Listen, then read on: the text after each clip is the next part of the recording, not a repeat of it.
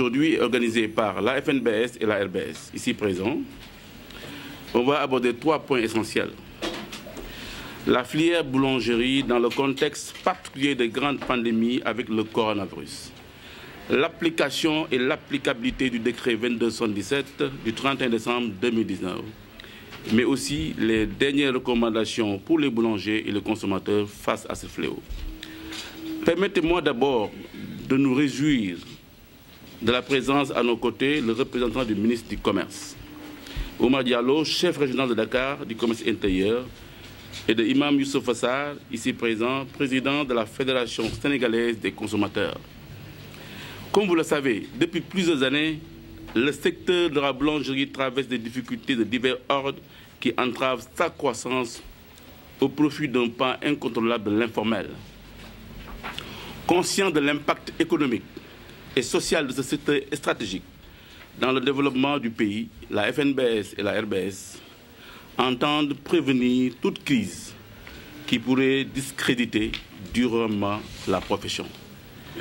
En accord avec tous les acteurs de la filière, les meuniers, les associations de consommateurs et le ministère du Commerce, une vigilance particulière est nécessaire pour sauvegarder ce secteur.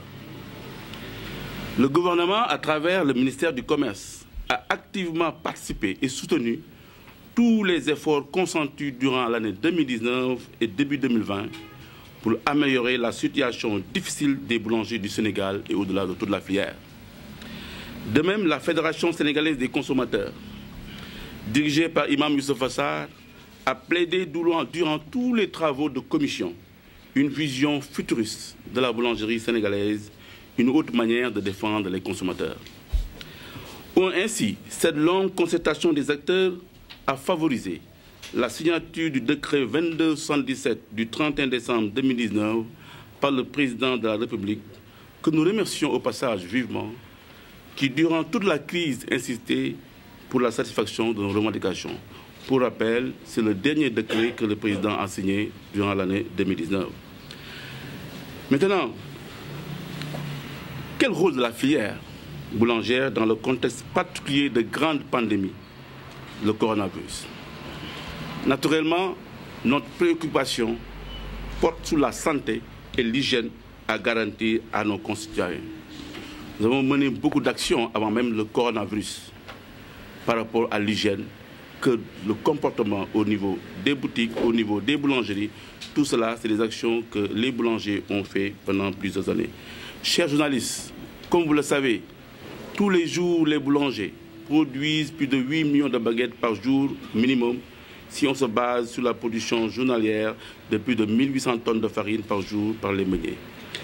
Et vous savez que les 75% presque de ces produits sont livrés, distribués dans des conditions d'hygiène non conformes à la réglementation.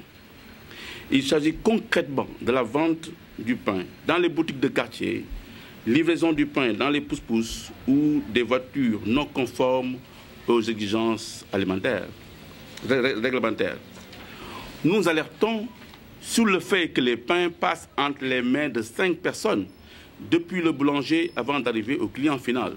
Le boulanger, le panetier, le livreur, ou bien avec l'aide du livreur et le boutiquier.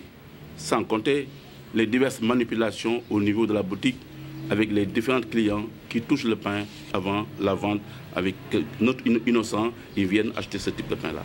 Comme vous le savez, le décret 2217 du 31 décembre 2019 qui met en exergue les interdictions de la vente du pain dans les boutiques et la réglementation de la livraison compte tenu des normes d'hygiène devait nous aider à protéger les consommateurs. Son application effective est nécessaire et urgente pour neutraliser ce risque de contamination et de propagation du virus. Je pense que M. Diallo pourra apporter des précisions beaucoup plus concrètes par rapport à cela. Un pain vendu hors des boulangeries a au minimum 250 fois plus de risques de contamination avec 5 personnes qui touchent des sacs de 50 pains et la perte de traçabilité sur la production. Il en est de même de la livraison du pain dans des sacs à l'air libre ou dans les pousse-pousse. En tant qu'organisation patronale, la FNBS et la RBS Et sur la base de la recrudescence des cas de coronavirus, comme vous le savez, aujourd'hui, nous avons plus de 200 000 cas dans le monde. Nous invitons tous les acteurs à prendre les mesures qui s'imposent. Sur la base des informations fournies, nous souhaiterons arriver au risque zéro venant de la boulangerie et une connaissance instantanée de tout foyer d'infection, ce qui est impossible pour un pain distribué en boutique. Enquête économique, maay chef du service régional du commerce bu Dakar mais tey sama taxawaay fii dama ñëw pour représenter sama kilifa madame le ministre du commerce et des PME madame Aminata Assome Diatta gannaaw aussi bi nga xam ne directeur du commerce intérieur Ousmane Mbaye liggéey nañ ci dossier bi bu ma fi toogee tey moom tamit moom laa fi toogal di rafetlu nag invitation bi nga xam ne ni moom la ñu fédération boulanger yi ak acteur de la boulangerie invité tey pour ñu mën a ñëw tey bokk ak ñoom plateau bi nii pour expliquer sénégalais yi li nga xam ne moom la ñu bëgg a andi en terme de riposte ban riposte la ñuy mën a indi fii ñun tey ci guerre bi nga xam ne ni moom la ñu engagé fii ci Sénégal par rapport ak Covid-19. santé mu ngi def ripostam yeneen sectoriel yi gouvernement bi ñu ngi def ripostam léegi bii sectoriel mooy sectoriel lu ministre du commerce.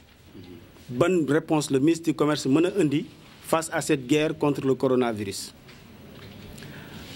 gannaaw bi ñu liggéeyee ci approvisionnement dëkk bi pour garantir sécurité alimentaire pour que pénurie bañ a am lii dafa bokk ci beneen pàcc boo xam ne ministère du commerce daf koy liggéey ànd ceeg sunu naatango yi boulanger